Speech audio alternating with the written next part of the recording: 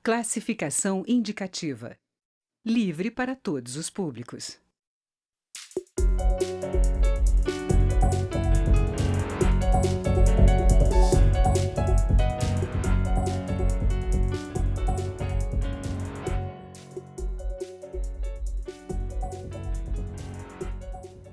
Olá! A Câmara pode votar ainda este ano a proposta que cria a Escola Sem Partido. Os defensores do projeto afirmam que o objetivo é evitar conteúdo ideológico em sala de aula, mas os grupos contrários temem que haja cerceamento da liberdade de cátedra. Para entender melhor, o Câmara Debate vai ouvir os deputados Bacelar, do Podemos da Bahia, e Flavinho, do PSC de São Paulo, relator da proposta. Eu sou Daniela André e este é um programa da rádio e da TV Câmara. Deputados, bem-vindos ao Câmara Debate. Vou começar perguntando ao deputado Flavinho, que é o relator, como que está o relatório, o que vai ser o projeto Escola Sem Partido, deputado? Bom, antes de mais nada, uma alegria estar aqui nesse programa, falando desse tema tão importante para o nosso país, meu querido amigo aqui, companheiro na Câmara, deputado Bacelar. Bom, antes de mais nada, eu quero já dizer que eu não sou relator relator do Escola Sem Partido. Escola Sem Partido é um movimento da sociedade civil que eu respeito, alguns pontos concordo, outros tantos eu discordo, inclusive já fiz isso de forma enfática na própria comissão, com o fundador desse movimento presente ali numa audiência pública. A comissão ela foi denominada, especialmente por aqueles que são contrários, de forma pejorativa, como sendo a Comissão Escola Sem Partido. Na verdade, é um projeto de 10 projetos que compõem a comissão. Eu sou relator da comissão especial que trata da temática da doutrinação político-partidária e sexual dentro das escolas. Esse é o mérito tratado dentro da comissão. O Escola Sem Partido é um dos projetos apresentados, inclusive, pelo deputado Exalci, de Brasília. E, repito, tenho restrições com o modus operandi do movimento Escola Sem Partido em alguns pontos, né? Sou crítico de algumas posturas. Bom, diante da realidade da comissão, que é temática, nós temos 10 projetos e desses 10 projetos, regimentalmente, eu tenho que apresentar um substitutivo, rejeitando ou acolhendo, e foi todo esse processo feito ao longo de quase 2 anos, né, de trabalho da comissão. São 20 ou 22 audiências públicas realizadas. Eu, como relator, eu subscrevi todos os requerimentos, ou seja, demos espaço, da minha parte como relator, dei espaço para que todos pudessem manifestar, contrários, favoráveis, de todos os âmbitos da sociedade. E apresentei, então, o meu parecer final. Foram apresentadas emendas, dessas emendas acolhi algumas, rejeitei outras, e apresentei, então, o substitutivo final, que é o que a gente está para votar agora na comissão especial, né? Então, o processo regimental nos trouxe até aqui com o parecer apresentado. Deputado Bacelar, do que o senhor já acompanhou nas discussões sobre essa proposta, que o deputado falou que engloba várias, inclusive Escola Sem Partido, o senhor acha que há clima para votação? O senhor acha que é possível haver esse controle de ideologia na sala de aula? Olha, inicialmente quero também registrar a minha satisfação em participar de um debate com o deputado Flavinho, um deputado que durante esse período legislativo, esta legislatura, foi um deputado dedicado, trabalhador, competente e que se dedicou muito no relatório da comissão especial que examina esses diversos projetos, viajando o Brasil todo e ouvindo todos os segmentos da sociedade. Eu queria primeiro lembrar que no Brasil, todas as vezes que temos movimentos em defesa da família, da tradição, da segurança pública, da propriedade e outras propostas dessa natureza, o resultado desses movimentos é perseguição, autoritarismo, cerceamento da liberdade. A história do Brasil está cheia desses exemplos. E esse projeto, que eu não vou chamar de escola sem partido, não, é escola com partido. O partido da tradição, da família, da propriedade e da religião. O projeto parte de uma suposta doutrinação político-partidária existente em sala de aula para impor uma visão de mundo maniqueísta, do bem absoluto e do mal absoluto. O projeto parte de uma suposta ideologia em sala de aula para impor a sua ideologia, a ideologia dos outros. É um projeto muito vago, é um projeto que considero mal redigido e que, se por acaso for aprovado, aí sim vai levar a que haja uma ideologia em sala de aula e a perseguição de quem não apoia essa ideologia. O projeto tem vícios de constitucionalidade, de precisão, de mérito.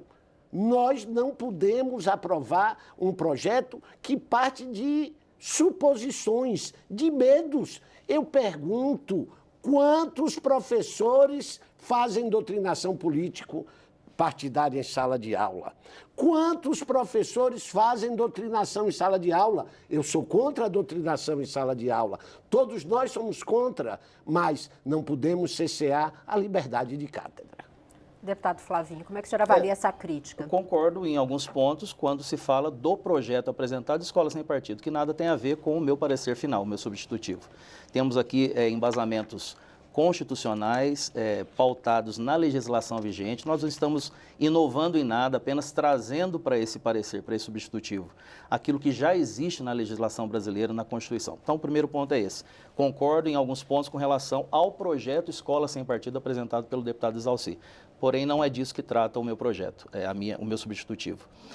Bom, eu, na verdade, não trato de nada subjetivo, que trato de coisas muito concretas. Tivemos 20 audiências públicas, onde várias denúncias foram trazidas, não só por alunos, como por professores, também profissionais da educação, que são perseguidos porque colocam ali no meio acadêmico, especialmente, quando se trata dessa questão, no meio acadêmico, onde é muito claro o viés de esquerda na academia brasileira, por motivos históricos, que a gente não tem tempo para aprofundar isso aqui. Mas o projeto ele não é subjetivo, ele não tem vício de inconstitucionalidade pelo seguinte princípio. O que nós estamos tratando aqui já está no PNE, já está na Constituição. Quando se fala da liberdade de cátedra, nós estamos correndo aí sim o risco de endeusar o professor dentro da sala de aula a ponto dele não poder ser questionado por nada e por ninguém.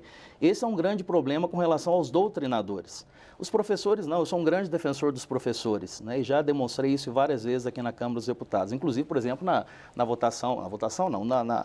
tentativa de votação da reforma da Previdência, eu fui um dos parlamentares que conversou com o deputado Arthur Maia para que não entrassem os professores e tudo mais.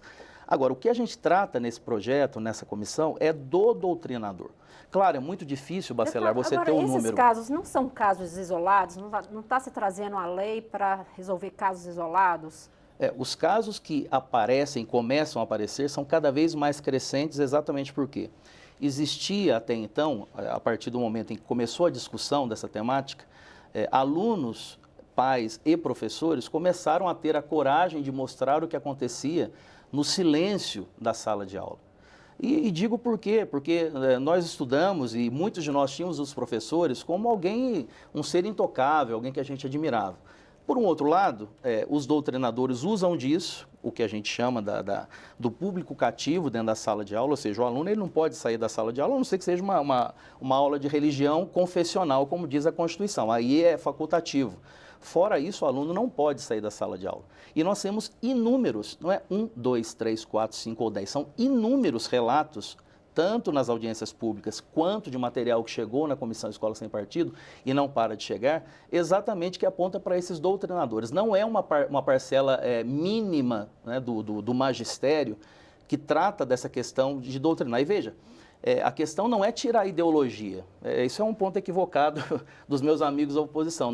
Eu não sou favorável à escola neutra. Eu sei que ninguém é neutro, a escola não é neutra, nós não somos neutros e o professor dentro da sala de aula não é neutro.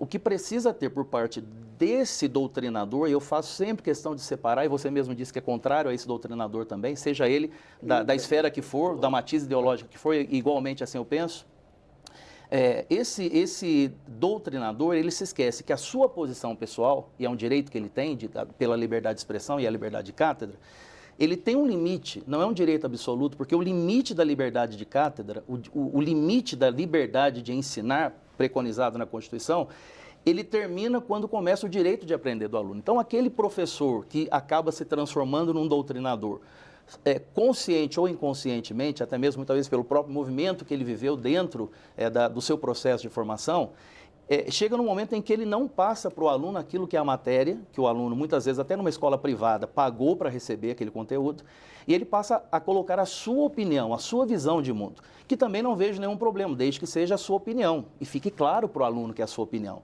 Então, eu não sou, de forma alguma, alinhado, até na comissão existem muitos que são realmente extremistas nesse caso. Não, tem que criminalizar. Inclusive, você sabe disso, queriam que eu colocasse no meu parecer uma criminalização para essas pessoas. Eu não abri mão de manter no meu parecer exatamente muito mais uma forma denunciativa para que não fosse criminalizada a ação do professor, né? Então, vai nessa linha. Deputado Bacelar, é possível estabelecer esse limite?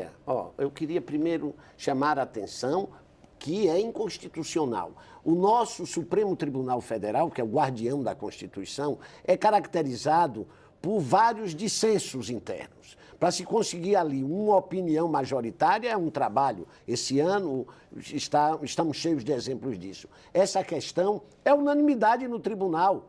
Todos os ministros do STF já se posicionaram dizendo que a liberdade de cátedra... E o que é a liberdade de cátedra? É o direito do professor emitir a sua opinião. E esse é amplo. Eu não posso ter limites de opinião dentro de sala de aula. Eu tenho liberdade de opinião fora da sala de aula. E dentro da sala de aula eu não tenho opinião. Eu tenho um direito, sim, a opinar. Então, os próprios ministros do STF já indicaram que é um projeto inconstitucional. Mas eu parabenizo o querido deputado Flavinho, quando ele diz que é contra o tal chamado Escola Sem Partido, que é um projeto especificamente do deputado Erivelton Santana. Mas aí eu vou... E do Exalci. Eu vou para o relatório e para o substitutivo do deputado Flavinho. Ele acabou de dizer aqui que ele quer disciplinar o equilíbrio, através de uma lei, ele quer disciplinar o equilíbrio entre a liberdade de aprender e a liberdade de ensinar.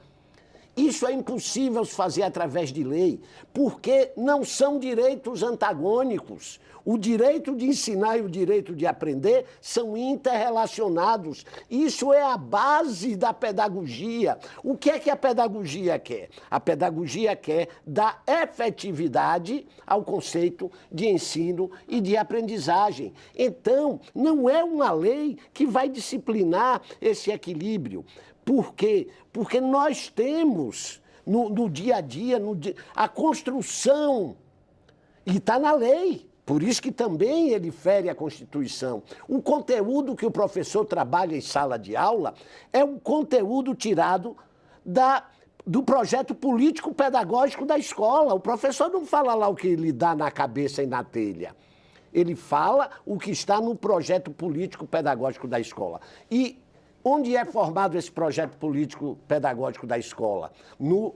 Na comunidade escolar, no conselho escolar, na reunião de pais, de professores e de funcionários da escola e da comunidade. É uma coisa altamente democrática e participativa. Não é uma lei que vai disciplinar isso. E não é muito mais fácil? Se eu tenho um problema com meu filho em sala de aula, eu ia ao diretor da escola relatar aquele problema, eu ia ao conselho escolar, que é o fórum adequado para isso, e não criminalizar isso, e não judicializar isso. O deputado fala que tem recebido inúmeras denúncias de doutrinação em sala de aula. Inúmeras. Quantas? Nós temos 250 mil escolas de ensino de educação básica no Brasil. 250 mil. Em quantas ocorreram isso? Não tem necessidade, sinceramente, de disciplinar tal matéria. Deputados, a gente vai fazer um pequeno intervalo. Na volta, o deputado Flavinho entra aí nesses detalhes que o deputado Bacelar questionou. Câmara Debate está ouvindo os deputados Bacelar, do Podemos da Bahia, e Flavinho, do PSC de São Paulo. O tema é Escola Sem Partido. Continue conosco.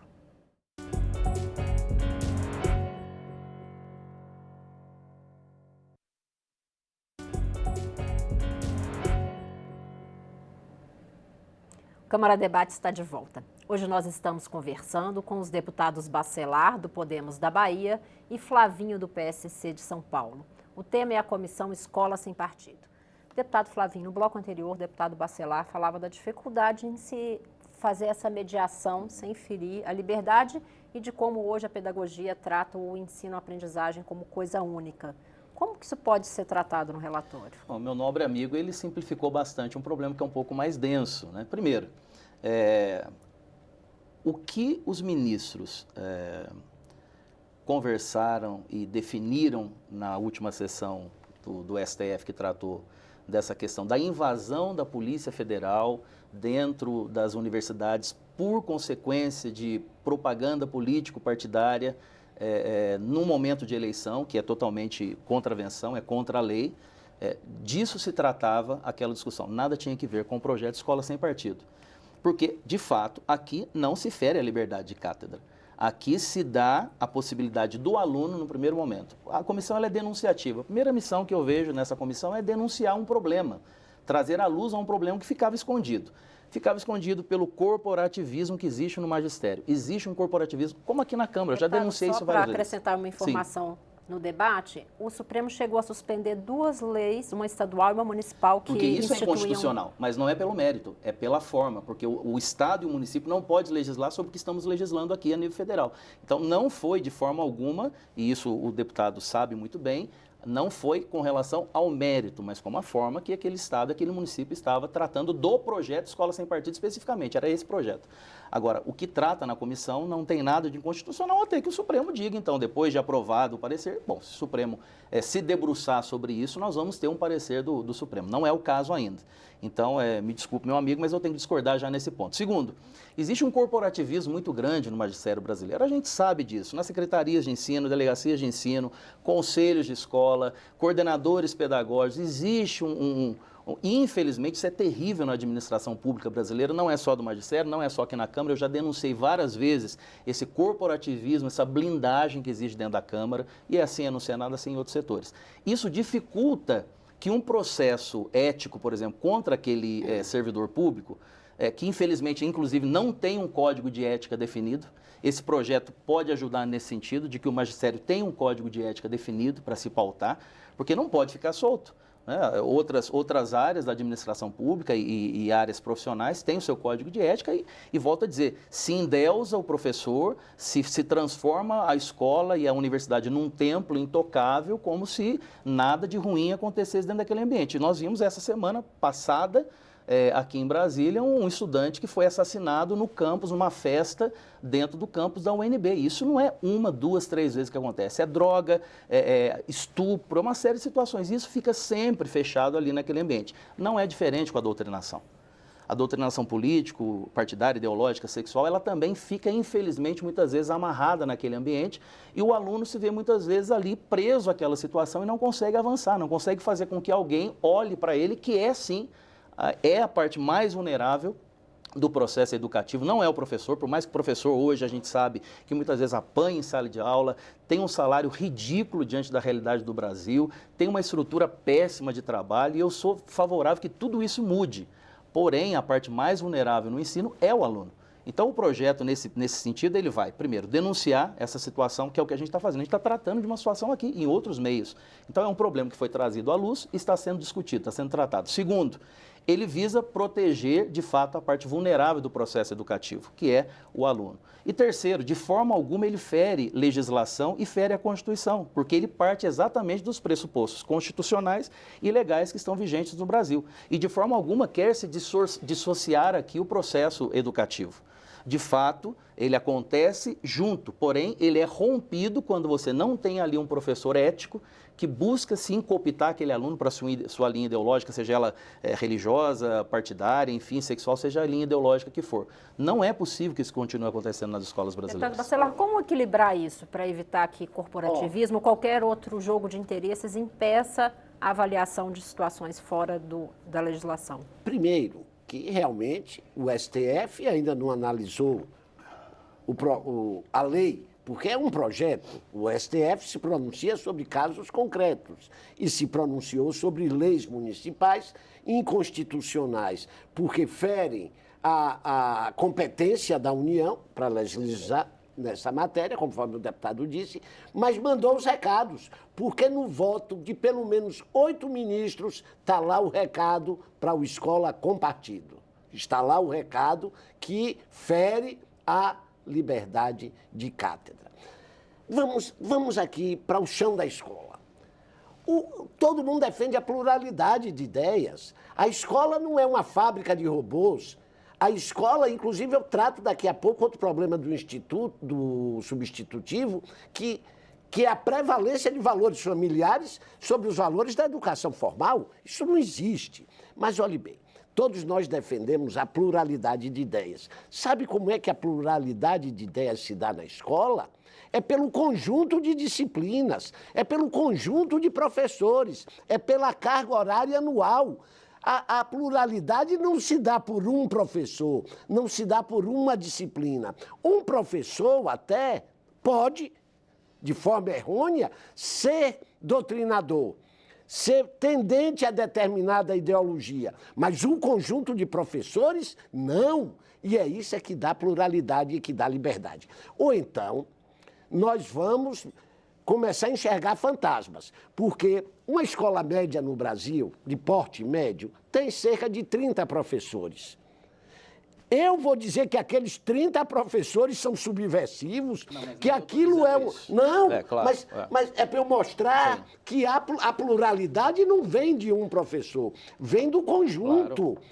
Eu estudei em escolas que tinham professores de formação marxista, de formação esquerdista, e eles só fizeram o meu crescimento, e eu não sou comunista, eu não sou marxista.